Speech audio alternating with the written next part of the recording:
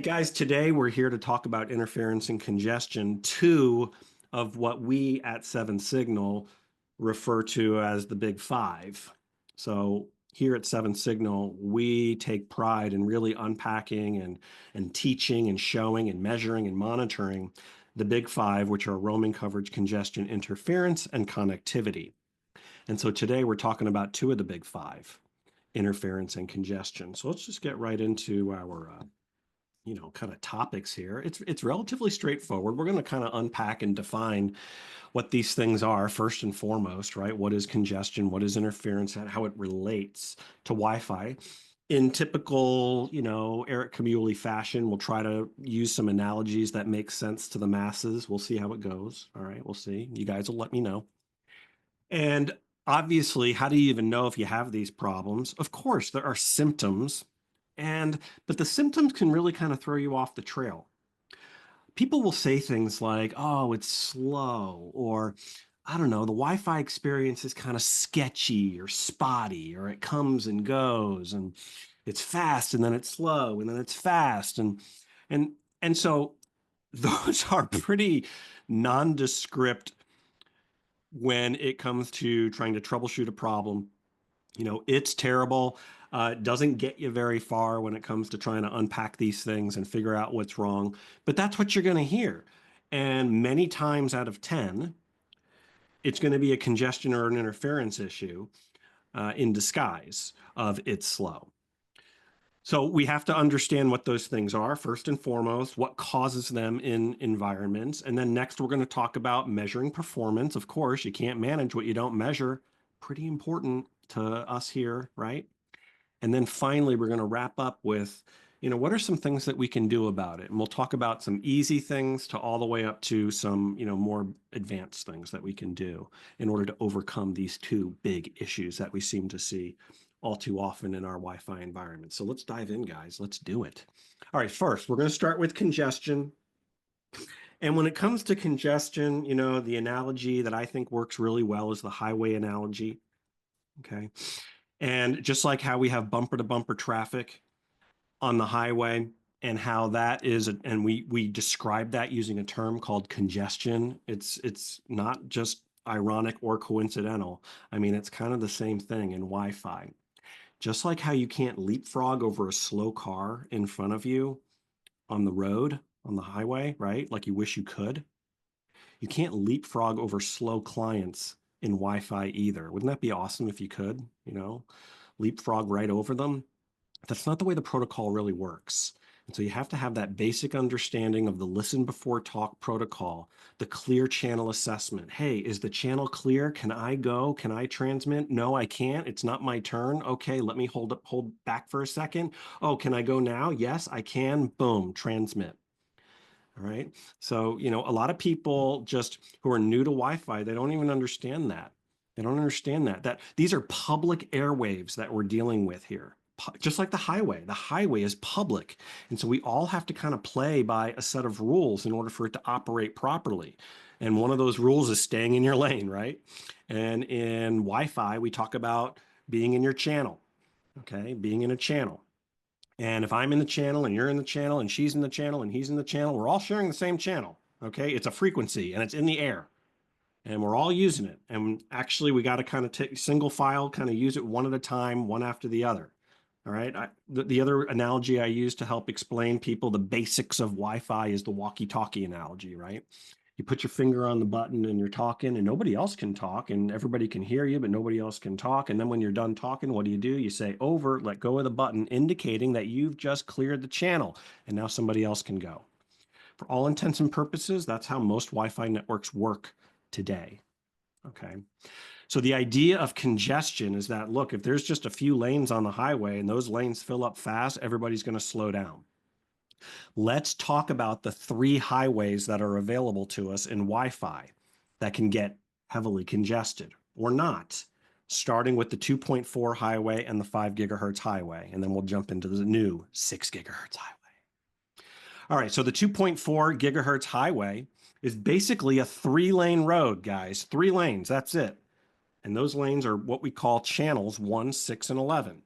And those lanes, they fill up fast. They fill up fast, and we have bumper to bumper traffic, congestion, a lot and all the time on 2.4. All right. Just not a lot of room to operate. Okay. It's like, could you imagine if in your major city, all you had was just like 1 or 2 or 3 lanes to kind of get through town? It's not enough. It's not enough. You need 4, you need 5. What about when they bring out the orange cones, right? They bring out the orange barrels and now they're squeezing 3 lanes of traffic into one. Oh my gosh. Now, a lot of people look at this and they say, Eric, I don't understand. Why can't I use channels 2, 3, 4, and 5 or 7 through 10? Right? Aren't those lanes on the highway? Well, not quite, not really. You see, just like how the lane needs to be a certain width in order to accommodate your car, right? The lane or the channel in Wi-Fi needs to be a certain width to accommodate the basic speeds that we want to be able to go. You see, when we get on the highway, we don't want to go 20 miles an hour, or, you know, 50 kilometers per hour. We want to go 100 kilometers per hour. Okay, 150 kilometers per hour, right? If you're Heather, you don't want to go like 85, 90 miles an hour, right? And so in order to go fast, the channel needs to be a certain width. Same concept here. Now in 5 gigahertz, as you can see, and this is one of the reasons why we try to encourage people to get on the 5 gigahertz highway, is because depending upon where you are in the world, we're talking 25 lanes. 25 lanes. Not bad. Not bad. Everybody should be able to spread out and go fast.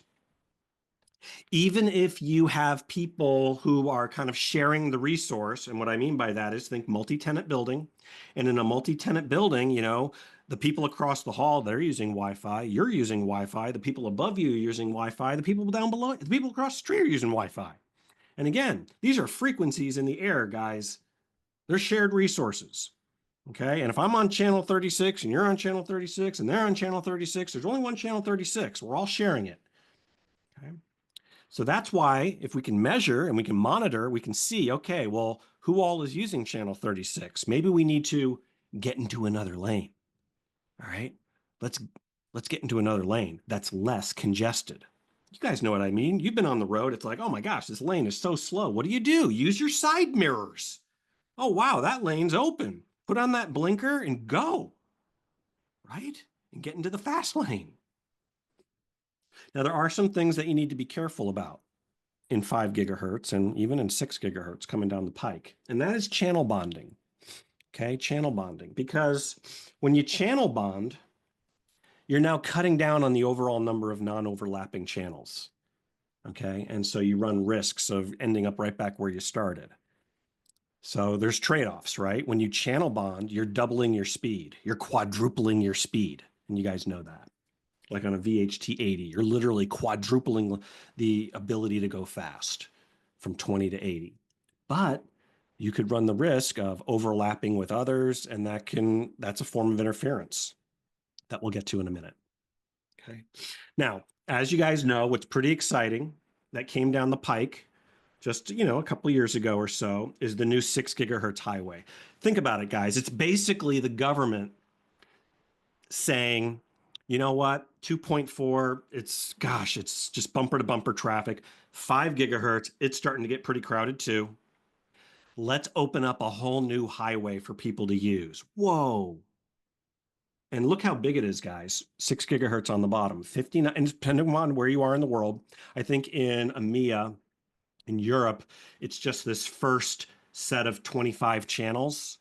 Okay, still, that's pretty awesome. Here in North America, we are grateful to have the full 59 20 megahertz wide channels, the full 1 gigahertz of spectrum, which is amazing. And if you look at over here, guys, even if you do channel bonding, even if you have those super lanes on the highway, like, you know, in Germany, the Autobahn, you can go super fast. If you have super fast lanes on the highway, even if you decide to do that, you still have pretty nice capacity where people should be able to spread out and go fast. But again, you need to know where people are operating, because again, if we all end up in the same lane, then we're going to be subject to the clear channel assessment protocol. We're going to be listening before talk. We're going to be in bumper to bumper traffic. Okay, so you really have to have a handle on your channel plan, and you have to keep an eye on it, especially if you are in a mixed environment. Okay. We have some customers where it's like, look, they own the whole building. And so they can really control it nicely and it's easy to do and they can minimize channel overlap and they can minimize channel reuse. And that's awesome. But a lot of us, we don't own the whole building and we've got to work and play nice with those around us. And sometimes they don't play nice and they do channel bonding and they're stomping over what you're trying to accomplish. And they could be inadvertently using this or, just using the same channels that you're using. And now you have congestion, bumper to bumper traffic. Okay. So, here's what the spectrum looks like in 6 gigahertz. So yeah, we're starting to measure that as well. What I noticed here is that in 6 gigahertz, they start with channel 1. Boy, that's not confusing, right? I don't know if you guys out there, talk amongst yourselves, right? If that's, annoying, confusing, or you're fine with it. But they start with channel 1, just like, in 2.4. So these channel numbers here, they're kind of shared with 2.4 and 5. And that could be, kind of an issue. Now, one of the things I was looking at the other day, I was just on, let me go to this. You should be able to see that. Can you see that, Heather, my webpage? Okay. Yep. I was just looking at this the other day, 6 gigahertz, just kind of getting myself familiar with what's available. People, when they move to 6 gigahertz, they're really doing it not just to avoid, they're not doing it to avoid the congestion of 5 gigahertz.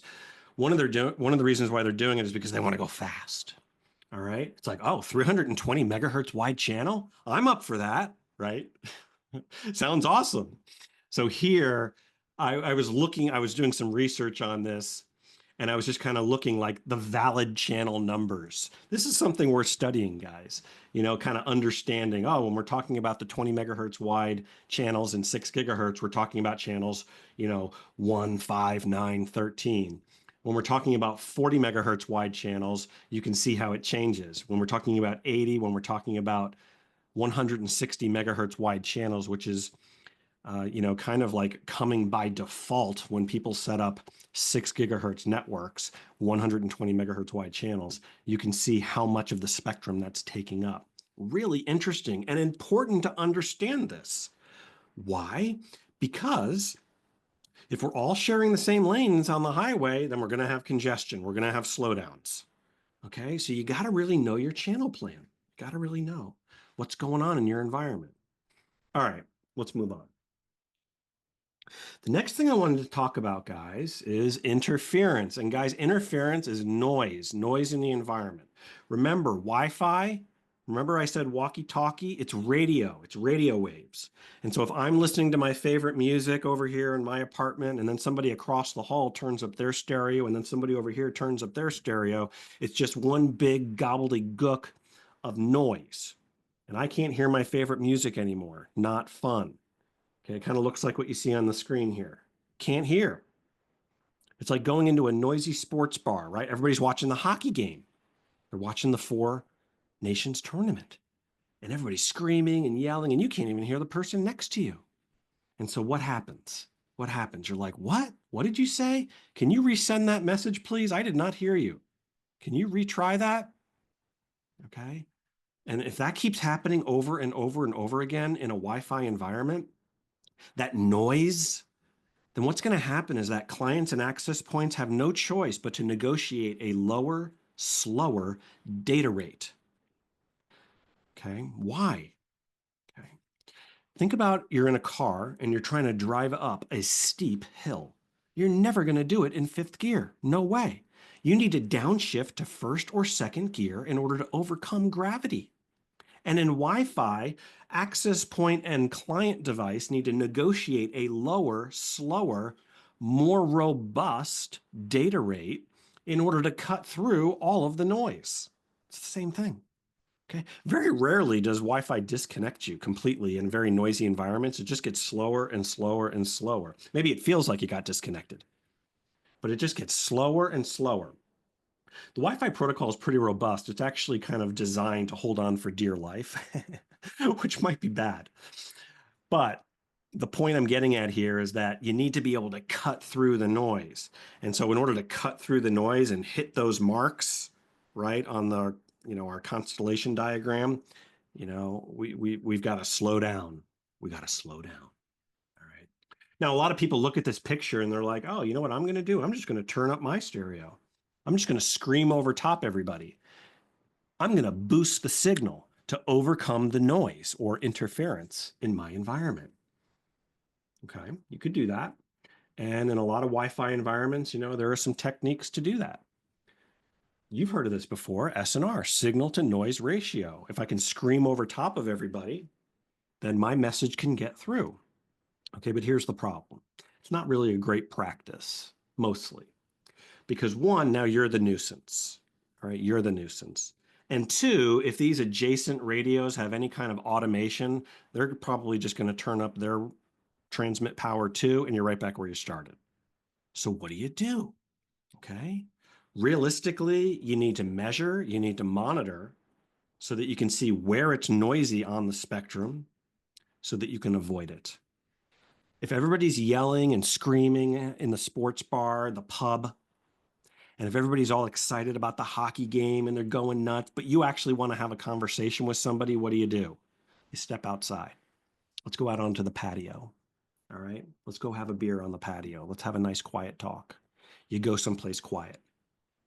Guys, again, I'm going to continue to reiterate this. These are shared resources. We have to, and if you're not monitoring and measuring what's going on in the shared space, then there's no way you're ever going to be able to improve the situation. Again, if you own your own building, these are things that are pretty easy to control or easier to control. But if you're in a multi-tenant building or if you're trying to improve Wi-Fi at home, okay, and a lot of people, they come to these webinars because that's exactly what they want to do. They're figuring out, hey, what can I do at home? Then you need to be able to see what's going on in the air around you. Well, how the heck do you do that without a measurement system? All right, Wi-Fi is invisible. That's why everybody's like, oh, I don't understand Wi-Fi. It's a mystery. So you need to measure in order to unlock the mystery. One of the ways that we can measure is we can, draw pictures like this on the screen. Pretty cool. And yeah, it's noisy out there. And all of those little arches represent access points on those channels that could be on your network or somebody else's network. I have an access point. My neighbor across the street has an access point. Totally different names. Okay, I'm on the Momo network and she's on the Bell network. But we both could be using the same channel.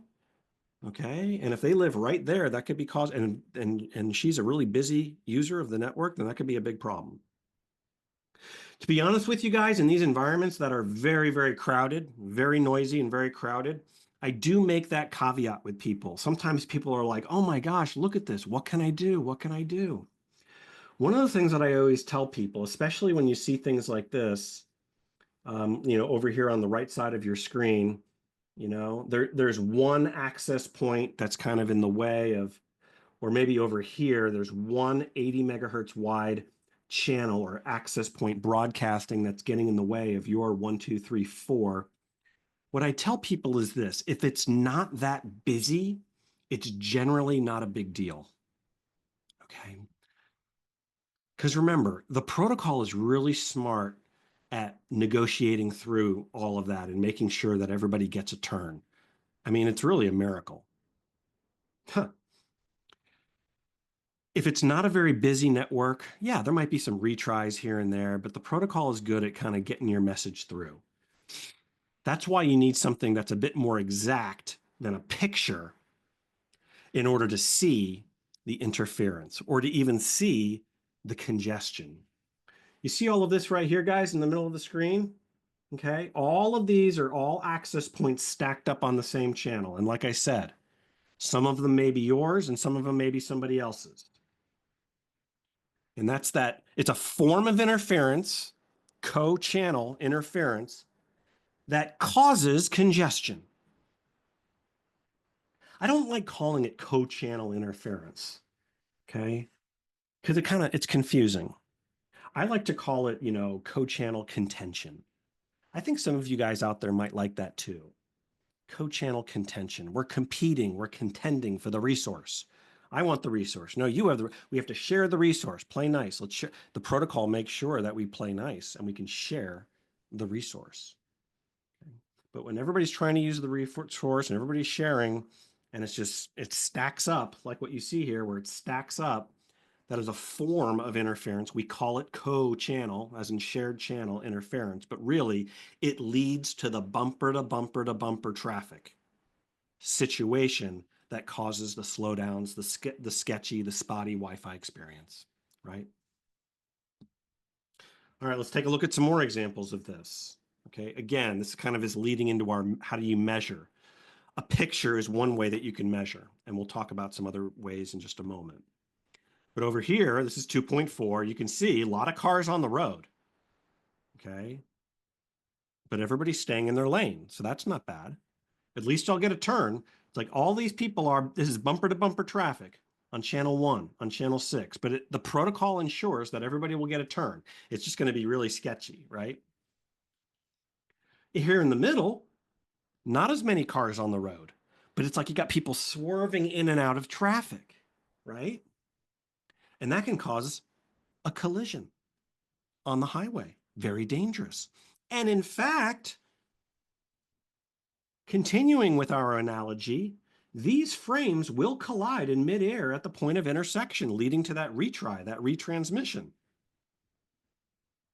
You see, if I'm on channel 1 and you're on channel 1, we can hear each other. We're literally on the same frequency. And we can play nice according to the protocol. But if I'm on channel 3 and you're on channel 4 and you're on channel 1, we literally are on different frequencies. We cannot hear each other. And so we're not subject to the protocol because we can't hear each other. So what happens? We run the risk of transmitting simultaneously and indiscriminately, and that's going to cause problems. Bam, those collisions in midair are going to lead to retry. And again, if those networks are not that busy, it's generally not a big deal. But if they are, that could be the source of your problem. Boom. So this is what we're looking for, guys. Not a lot of cars on the road. Everybody stays in their lane, right? 5 gigahertz, same thing. Just saw that. Now, let me tell you what we here at 7 Signal have found to be the #1 cause or the #1 source of both congestion and interference out there in the world. Are you ready for this?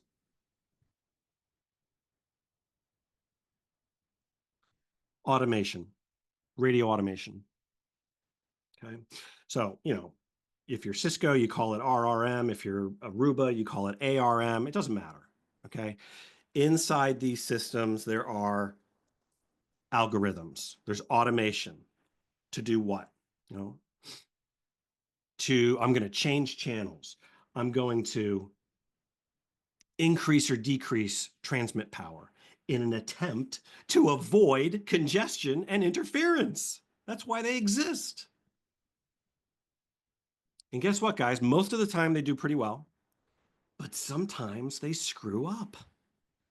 And if you're not on top of this stuff, you're going to end up like a situation you see on the screen right now. Let's just say you got a floor, and on that floor of the building, you got 3 access points, and you're trying to serve, I don't know, 20, 30, 40 people on that floor. And, it's pretty dense. And now look at this, guys. You should have 3 access points on different channels, all different channels, 3 lanes on the highway. Everybody should be able to stay in their lane and go fast. But now, here come the orange cones. Here come the orange barrels. And now we're taking 3 lanes of traffic and we're squeezing it into 1. And you don't need to be a traffic cop to know what happens next. Slow. Everybody on the floor now is on channel 36. Everybody is competing for that frequency in the air.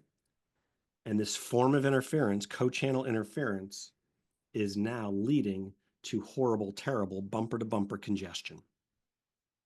This is what we see most of out there in the field. Radio automation gone amok. And you guys discuss it amongst yourself. Maybe you guys have probably been in a lot of situations where it's like, oh yeah, I remember. We had to get the beast under control. And once we tamed the beast, everything settled down and we finally had a stable Wi-Fi network. But out of the box, I mean, when you set up a new Wi-Fi network out of the box, these things can sometimes be nuts, and you got to tame the beast. All right. All right, next. Let's talk about monitoring and measuring, because that's really the precursor to what can I do about all of this. So we've been talking about it for the last 20 minutes.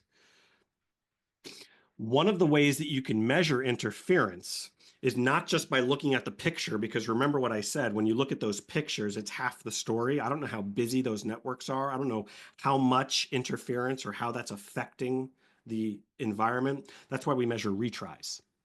Okay. So when you do like a packet capture or a scan, okay, you can identify the retry frames. And then you can very easily come up with, okay, the total number of frames, what percentage of those are retry frames because the message didn't get through. What was that? It's so noisy in here. I didn't hear you. Can you send that message again, please? Can you retry? You know, client asking the access point asking the client. Okay, I can't hear you. So we measure retries, the retry rate. So here over on the y-axis, you can see, okay, you know, 10% retries, 20% retries. What we typically recommend, guys, is that you know, 30 to 40% retries, okay? That's about all that you can tolerate before things start to really bog down, slow down. You start to get into the 40s, the 50s, yikes. There's so much noise in the environment that what's going to happen is people are going to start to feel it. And remember what we said at the top. People feel it, it gets slower. Why? Because in order to cut through all of the noise, I have to negotiate a slower, lower data rate. Okay? Those are more robust. It's like trying to hit a dartboard from, you know, 3 feet away. I can hit the bullseye. But in order to go, you know, so it needs to be, you know, no wind, super calm environment. Otherwise, there's going to be retry, didn't hit the bullseye, Got to retry.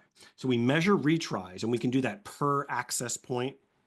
Okay. So if you have a tool, if inside your controller, or if you have another system that's able to kind of see the retries in the air over here versus over there, that is so helpful in you figuring out, wow, yeah, I've got noisy neighbors, but is it leading to a lot of retries? Or can I tolerate it? Can I live with it? Every Wi-Fi network has retries, guys. It's not a big deal. It's just the nature of the beast. All right. You know, we have to share the spectrum. So there's going to be collisions, there's going to be retries. But again, if the retry rate gets into the 30s, the 40s, okay, now this is kind of a noisy environment. I'm just not going to be able to go as fast in those noisy environments. All right, next. So talk about measuring congestion. And again, the picture, we showed you the picture, you know, 10 minutes ago with everybody stacked up on the lane and the highway, bumper to bumper, bumper to bumper. But again, if they're not that busy, it's less of a problem. So how do you know if it's busy? How do you know if the people across the street are just heavy, heavy users of channel 36 or not? Well, you might be feeling it, wondering like, why is it so slow? But this right here, channel utilization, is a totally awesome way to kind of see what is going on. Do I have bumper to bumper traffic? How heavily utilized is the lane on the highway? You can go fast with some cars around you on the highway, right? But too many cars, rush hour, people start merging. The highway gets a little bit too overly utilized and things bunch up and slow down. Same thing in Wi-Fi. So we monitor channel utilization. You know, you got it, you know, and a lot of controllers can do this where you can monitor and measure channel utilization either for the minute, the hour, or the day. Now, in terms of guidance, again, it's kind of like in that 40% range. Okay. You can go fast with some with some cars around you. You can go fast if channel utilization is in the 20s, 30s. You start to get into the 40s, you start to get into the 50s, 50% channel utilization. Here, look at, I mean, we're kind of peaking out in the 60s. Yikes. Okay. bumper to bumper traffic. All right, that's going to be a spotty, sketchy, overall slow experience. You know what's really interesting about this diagram, guys, is that, look, we're also looking at the data rate. The data rate is not changing. So it's not like, oh, it's so noisy in here, there's so many retries, let me step down my data rate, let me step down my MCS and go to a different form of modulation. No, that's not what's happening here. I see a little bit of stuff right here. You see little dips, you know, but the data rate stays the same because the connection is fine. We just have a busy lane on the highway. So it's not interference, it's congestion. You see what's going on there? Pretty wild. Looking at client count, that's another thing to do as well. Okay. But really, channel utilization is the key, because you can have 20 clients connected to the channel, but they're all doing such little bits of, sending such little bits of data that it doesn't heavily utilize the channel. So that's why I like channel utilization. Clients, access point manufacturers will say things like, oh yeah, you can have 40, 50 clients on a radio. Yeah, I'm not so sure about that.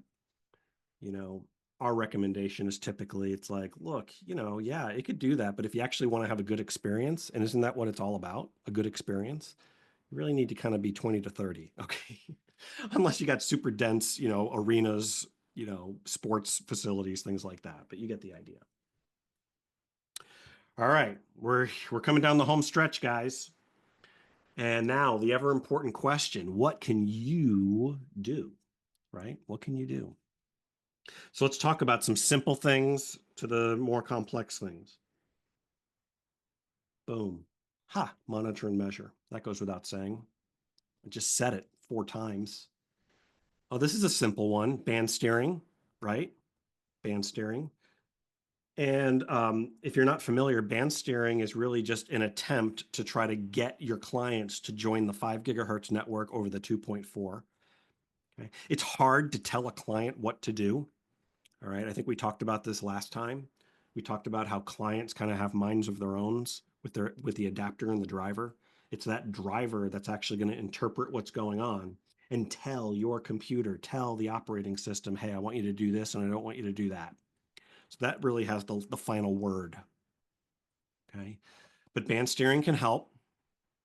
And then along those lines, I just mentioned this, you know, Windows devices, you do have the ability to go in there and maybe change some of those settings on the adapter or the driver, actually, change the software or modify the settings in the software and the driver in order to get your clients to join the less congested highway, the less interfered with highway, whether that be 5/2 or whether that be 6/5. It's funny. I think somebody asked this last time we spoke is, hey, how much, you know, we're having problems getting, I mean, we were having problems with people actually joining 6 gigahertz networks at our facility because, you know, we had to kind of tell the driver, we had to tell the computer, whoa, I want you to do this. It didn't know inherently.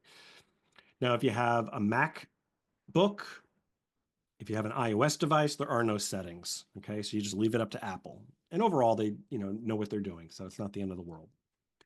Android devices, there are some things that you can do in terms of increasing aggressiveness of the roaming and such like that. All right, next, get your automation under control. You could have a wonderfully designed network, but if that automation, if you're not checking up on, DCA, I'm just talking Cisco, dynamic channel allocation and RRM, if you're not, if that's set to like 30 minutes or 1 hour, you're causing problems. Okay. That's an unstable environment. If you're changing channels and modifying cells and you're doing that like once an hour, you are really messing with your people. So you got to get automation under control in order to improve congestion and interference issues. You may look at the situation after measuring, of course, and say, you know what, we can't even use that part of the spectrum. We should go into our automation and our settings and just remove those channels from our plan. They're not usable. Some people, as you guys know, they just turn off 2.4 radios. We don't even want people to join it because if they do, we know they're going to have a horrible, crummy, terrible, rotten experience. And why do we want to do that to people? Okay, think about like some hospital customers. It's like, oh yeah, we have 2.4 on just for our guest network. Well, why would you do that to your guests? That's not very hospitable. I thought you were a hospital. Okay, you got people sitting there waiting for their loved ones in the waiting room for hours. Okay, they're playing games, they're keeping loved ones up to date. Why would you subject them to the 2.4 gigahertz radio band of spectrum? I don't know, makes me sad. Okay, so then again, once you've measured, this goes along the same lines, find quiet spots on the spectrum, right? Here's another one. And this goes along with the device settings that we were talking about a second ago. Try to homogenize your device fleet. A lot of people don't realize this, but they've got, 15 different kinds of computer with 17 kinds of adapters and 46 different versions of driver. If you're able to get that under control, that is a really nice way to help control the situation, your environment. And again, those are ways to try to cut down on congestion and interference. Okay, I know it doesn't sound right. How do I do? Well, if I have devices that are doing what I want them to do and moving to these channels or these bands as opposed to those, then I'm solving the problem of interference by avoiding it, right? So there you have it. And then finally, okay, so there's some new technologies that have come down the pike, guys. Wi-Fi 6, Wi-Fi 6E, and Wi-Fi 7. Let's talk about those really quick. And I think this is my last slide. So Wi-Fi 6E, let's just get this up on the screen. Yeah, let's just get this all up on the screen. I highlight, this is my Wi-Fi 6, Wi-Fi 6E slide. It talks about the biggies, but I want you to focus on what's in red because that is the part of the new protocol that attempts to address the issue of congestion, OFDMA. Okay, so in Wi-Fi 6, 802.11ax, we were introduced to OFDMA, which is this technology that allows us to do some kind of channel sharing to help us alleviate some congestion. Okay, and so the way that I liken it, and my analogy is up at this picture right here. So you had a road, okay, and they're like, wow, when we built this road, it's kind of a wide road, but you know what? Why don't we shave off a little part of it and call it the bike lane, right? So we got the bike lane. And that's like in Wi-Fi with OFDMA. Let's shave off a little part of the channel and let's use it for just emails, if I only need a little piece of the channel, then let's just give away a little piece of the channel to that client over there who only needs a little slice of air. Okay. So OFDMA is like adding a bike lane. It's the same channel, but we're slicing off a little piece of it so that folks who don't need that much in the way of resources can use it and it's afforded to them. Bikes, 2 wheels instead of 4. But like I've indicated here, it's still subject to the clear channel assessment. It's still subject to the protocol. So if you have a very noisy and busy environment, that's not going to help you with alleviating the congestion this technology is not going to do anything to alleviate that. If it's a relatively calm environment and stable environment, then this can go a long way in helping alleviate congestion because, again, we're kind of doing more with less. So that's Wi-Fi 6. Wi-Fi 6E takes the 802.11ax protocol and extends it to 6 gigahertz. Okay, and that's what we're seeing over here. I should have highlighted the 6E extended because again, that's a way to avoid noise. That's a way to avoid congestion. Is get on the new highway that they just opened up. And you can see over here in the US, we've got the full, 1 gigabit or 1 gigahertz of spectrum. Down here in the EU, it's a little less, about half, but still pretty awesome. Pretty awesome. So again, these are, as we move towards Wi-Fi 6, Wi-Fi 6E, we should hopefully be able to address some of the issues of congestion and interference. Okay, and then finally, Wi-Fi 7. Yeah, it's here, right? It's here. 802.11be, 4K QAM. Can you imagine that, guys? 4K QAM.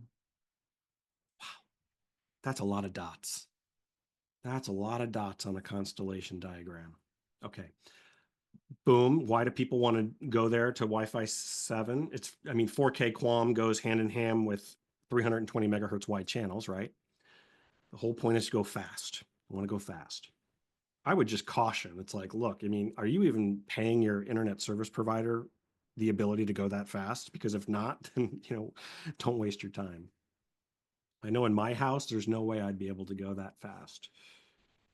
All right, here's the big thing that I opened up or I highlighted in red. Wi-Fi 7 is going to have this new thing called multi-link operation. And again, we do this in an attempt to alleviate congestion. If it's really busy, wouldn't it be cool if I can grab a little bit of 2.4 and a little bit of 5 gigahertz and a little bit of 6 gigahertz in order to send my message? Sounds awesome. Okay. So I'm going to use this. Now I'm going to use that. I'm going to use this. I'm going to use that. And I'm going to send my message. Aggregating traffic across bands. Okay. Now I will have a word of caution. Just because it's written down in a spec and on a piece of paper does not mean that it's going to just work. All right. You guys discuss amongst yourselves. I don't know if multi-link operation is going to work in the public waves of Wi-Fi. It just seems a little far-fetched to me. That's just my opinion. Okay, and then in Wi-Fi 7, there's this other cool thing called preamble puncturing. Preamble puncturing, what it's doing is, you can see my little diagram there at the bottom, is that, if I want to send data across a 160 megahertz wide channel or a 320 megahertz wide channel, the way that the clear channel assessment protocol works is just going to try. It's like, okay, is this channel clear? Is that channel clear? Is the next channel clear? Is the next channel clear? And if it's not, if it bumps into something, then it's going to kind of scale back. And it's only going to send your data using this much of the channel as opposed to this amount of the channel. And you're not going to be able to go as fast. So with preamble puncturing, instead of truncating the channel and only sending maybe on the 80 megahertz wide channel, you're going to be able to kind of split it up a little bit here, as you can see. And this is new stuff. And again, just because it's written down doesn't mean that it's actually going to work in the real world. We're dealing with public frequencies, guys. Cellular carriers, they own the spectrum. They license it. So they can get away with doing this stuff because they control every little bit. It's like, oh, you stop. Okay, now you go. Okay, I want to do this. I don't want to do that. They control it. But, in a public environment where you've got all sorts of razzmatazz going on, much harder to do some of these features that we're talking about. Okay, one more slide. What you can do. And this is my favorite slide of the whole presentation. So if you're not looking, I want eyes on the screen right now, please. Boom. So if you're measuring, okay, this is an apartment building. So when Comcast hands out routers to everybody in the apartment building, they're 80 megahertz wide channels, and they're either Uni 1 or Uni 3. And everybody in the whole building is complaining. Oh my gosh, Wi-Fi sucks. It's terrible. Oh my God. Oh my God. So here's one smart person. They saw the lay of the land and they figured out a way. And because of the routers, can you believe this, guys? But the home routers don't allow the DFS channels in the middle. They don't allow them. You go in to try to program your home router, the crummy one that you get from your ISP, and it's like, nope, you don't have a choice. You can't use those channels in the middle. So you're left with exactly, but look what they found. Oh my gosh. 165. I typically call this the hidden gem. And so I guarantee you, now again, you guys chat about this, but I bet you that this person on channel 165, a 20 megahertz wide channel, is probably having the most awesome, best Wi-Fi experience compared to everybody else in the building. I love this. I love this. And I'll recommend this to people who call me and say, what can I do? What can I do? And I'll try to explain to them, wow, you can go less fast on 20 megahertz wide channel, but you're not going to deal with all the congestion and all of the interference. It's not going to be such a sketchy, spotty experience anymore. It's going to be a lot more reliable. Or at certain times, you're going to be able to go blazing fast, but your experience is going to be all nuts. It's going to be crazy and inconsistent. You choose. So that's it, guys. We did it. And it would not be a presentation if we did not have our obligatory thank you slide. Thank you all.